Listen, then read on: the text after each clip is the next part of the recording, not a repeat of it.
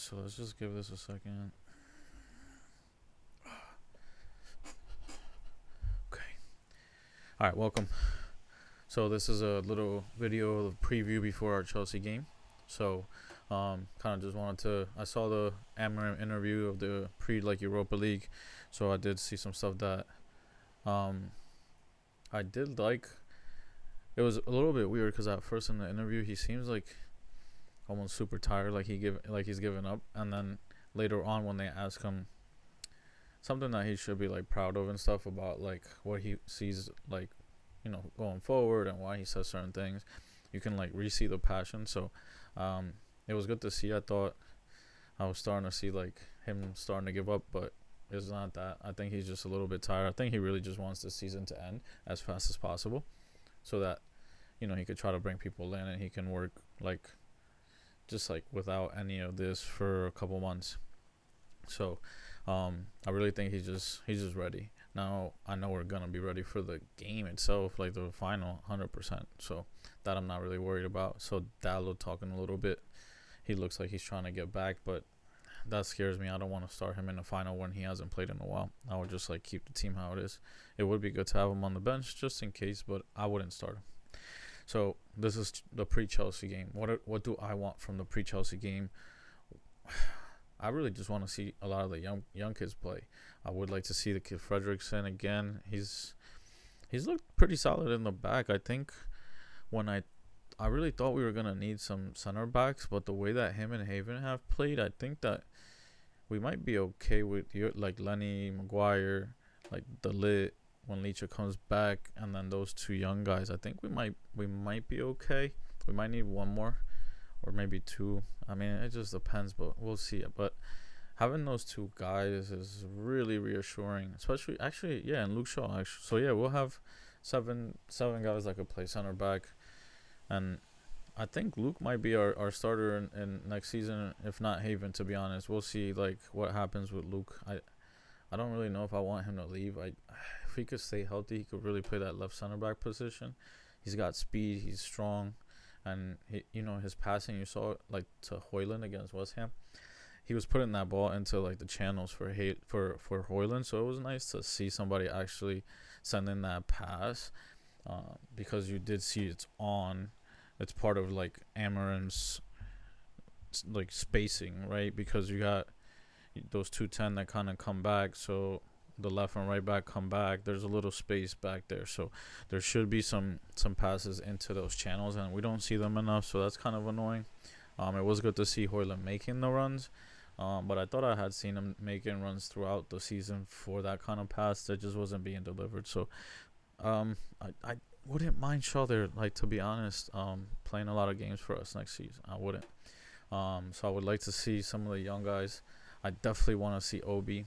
I think he's gonna have to play some of these guys for like a half, for like 45 minutes, just to keep them fresh, like game shape, before the final. So I do think that Højlund's gonna start. Unfortunately, I think he's gonna. Actually, Højlund could sit because he played pretty much the whole game last game, so I think he should sit. I think Obi deserves to play a good amount. If he wants to bring in Højlund for the last 20 minutes or whatever, that's fine. Bruno, I think we have to rest. I would almost rest our whole like back line, just because we can't have any of them missing. We really can't. With the Lit being like iffy, with Euro being iffy, we don't know yet because I didn't see any team news. I don't know. But with that, I'm afraid. So I wouldn't even play any of them. I wouldn't play like any of our starters really, just because it's so close. But I think some of them do need a little bit of a run. I think he sat a good amount against West Ham. I think he sat Casemiro. I think he needs a little bit of a little run. Even though he's so experienced, I don't even know if he does. It's got to be tough for him right now. So I think against Chelsea, you're gonna see a team that you might be like, oh, they have a slight chance to beat Chelsea, but I think it's gonna be a much younger team. We really need to be careful, man. The final is only 5 days after, so we just cannot afford to lose anybody. So we'll see. We'll see who he plays, but it's gonna be interesting. As for the final, I mean, I'm super excited. Let's go. So let's see, Chelsea. I mean, do I really care about beating Chelsea right now? I really don't. I really don't care about the Premier League. I don't. The last two games, I just want to see the young kids get some playing time so that we could see them, honestly, like against a Premier League side. I know it stinks, and I know that Amarin probably doesn't want that to happen, but I really would like to see them get some playing time, throw Johnny Evans in there with some of these young guys, and whatever. We have a big game. The last game of the season, I think we should try to take seriously. I think we should try to win that game. I think we play Aston Villa. So that one I would love to see. Even if we win the final, I would really love to see us like go hard in that last game of the Premier League, and like kind of like show that it's gonna be a little bit different next season. Like once the final's over, and they can focus on that last game. Hopefully, I would like to see them like really try to win that game. I want to see. That's when I would like to see like some fight in the Prem. But this game against Chelsea is tough because I don't want anybody to get hurt. That's the biggest thing. I don't want anyone hurt for the final. It's the biggest game of our season, and on Wednesday, like we have to be. Everybody's got to be there. Those are really my thoughts on this pre-Chelsea game. I've seen some some news about the Lab maybe signing with us. I also saw Fabrizio saying we had another conversation with Cunha. Honestly, the Lab, I'll take him. Gyökeres was my number one. I think if I could choose, if it would be a perfect summer for me, Gyökeres, Cunha, we get. I think I'd like the Sporting keeper. I think he was good. He plays. I'm pretty sure he's the Portuguese national team keeper. So just a goalkeeper that Amarin wants, and then a right winger that he wants. That's it. I think if I could have a perfect summer, we sell Sancho, Rashford, Anthony, Onana, Malacia. Who else can we sell and make some money off of? I think that's it. I really don't want to lose anybody else, to be honest. I think that's my group of people that I would want to see go. And I think that if we win Europa and we sell those players, we definitely have a chance. Definitely Cunha, that's for sure. The other ones, I mean, probably not. I mean, that's probably why we're going after the Lab. But if we could have gotten Gyökeres, that's definitely number one in my opinion. But the Lab is a good player. He will definitely be a step up from what we have. I mean, he scored 12 goals with Ipswich, and Hoyland scored 4 in the Prem. Those extra 8 goals alone, I mean, obviously with us, he would probably get a few more opportunities. I mean, we know where Ipswich is. I know where we are, but the last like 2 months, we've been creating a lot of opportunities. We just haven't scored. So I think he scores a good amount of them, Delap. So I think he would definitely be more towards like the 15 to 20, in like the 15-20 range with us, even this season, I would think. But if we had 8 more goals in our striker this season, easily 5 more wins. Easily. Let's say 4 of the goals, he scores 2 braces when we lose by one goal, let's say. And then 4 ties, he decides with a goal. So that's 6 games right there. 6 wins. Easily. And then with Cunha, I think Garnacho only had 2 and Cunha had 15. I mean, even 10 more goals in that position could have been another 6 games. So we're really not that far, in my opinion. I think we played a lot better the last month and a half, 2 months from the Ipswich game. That was the biggest turnaround for me. Before that, we were playing horrendous, in my opinion. We just couldn't even build past, couldn't build going forward at all. And then Ipswich, I think we had a little bit of a break between our the game before Ipswich and that game. I think Europa League, we didn't have any Europa League that week. So we did get a whole week to practice, and I think that was the first time you could see that it was implemented the way we want to go forward. Because the next game against Ipswich, we started really fast. We were making combinations I hadn't seen under Amarim yet. Then we gave up the goal, whatever. But then we were crushing them before the red card. I thought we were gonna score at least 5-6 goals that game. And then after that, we still win that game, great game. But then we play Fulham. Fulham, we had 20 shots, like 20 shots during that game. That's that's that's like building. And then we played, then I think it was Europa. Then we played, yeah, it was Europa, Arsenal, Europa, and then Leicester City. And all of those games, Arsenal we could have won. Obviously Europa League, that was a crazy round. And then Leicester City we went 3-0. I think they had a couple of solid chances, but apart from that, like, we were pretty dominant. And then we had like the stupid international breaks, which I'm just getting so tired of at this point, especially when they're like friendly ones. I don't want to see like an international break for friendlies. Have friendlies in the summer, man. Friendlies should be about getting some of the young players that haven't gotten a chance, that a manager wants to maybe take a look at. That should be like who goes to friendlies. But the players in the main league should not be going to international friendlies. It's getting so annoying, the amount of games that they have, and the fact that we keep splitting like this BS during the season for international friendlies. I'm so tired of that stuff. Just do it during the summer. Like, the you can finish the season 2 weeks earlier and then do international stuff during the summer. Like, I would rather that. At least you're not killing any of the leagues. Like, I would be okay with the Premier League ending in April if we're talking about it just goes straight through. Like, there's no international breaks.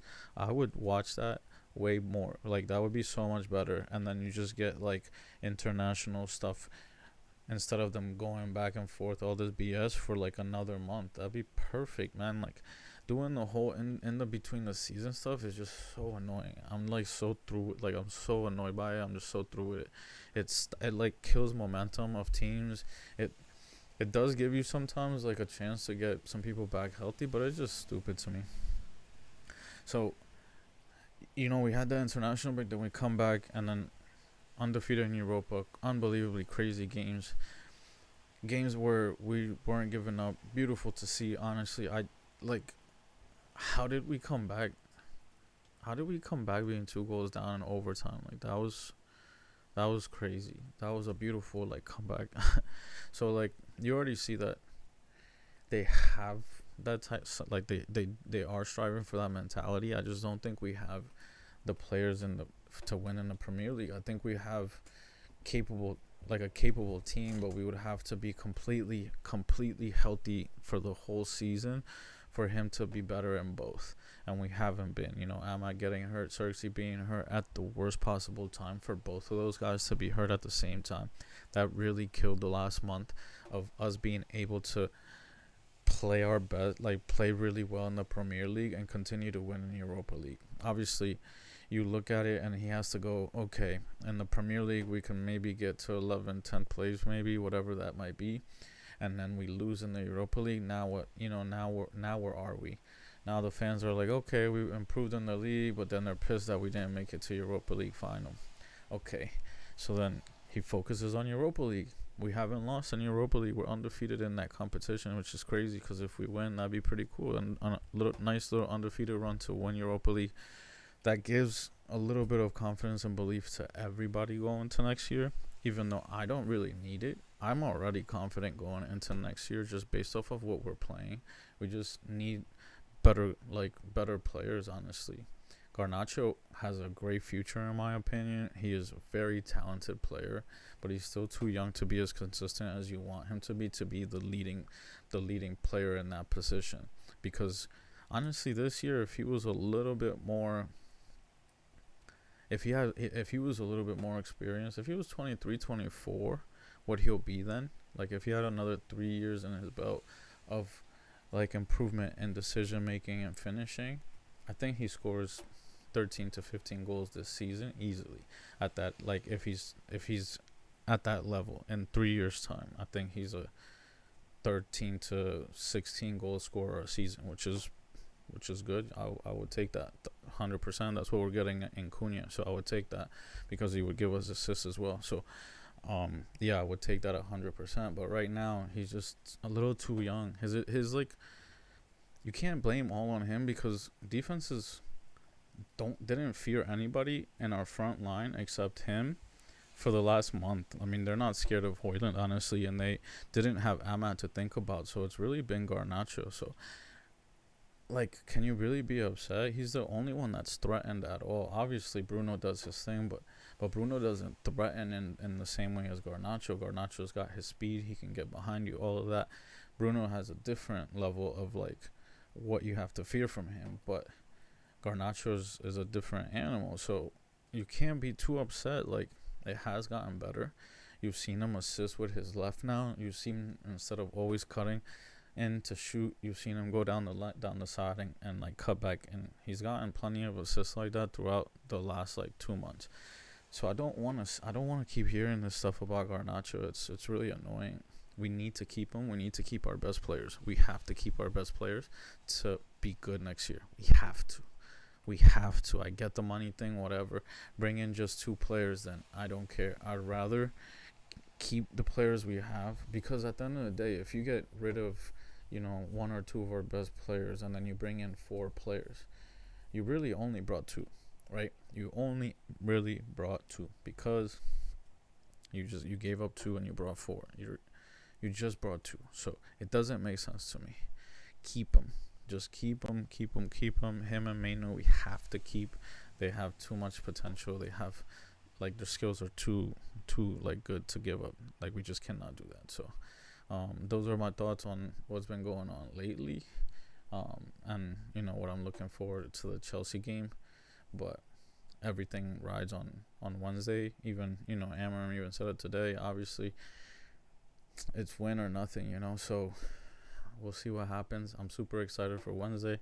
Friday, I'm a little less. I just want us to get through. Just please get through healthy, and that's it. There's nothing left to play in the Premier League for. Nothing except a little bit of pride. But I'd rather win the pride in the Europa League than get hurt for pride in the meaningless game in the Premier League. So, I'll catch you guys right before Europa when we know team news and stuff. I'll put out a nice little video before. And then let's go Manchester United, baby. Let's go. Come on.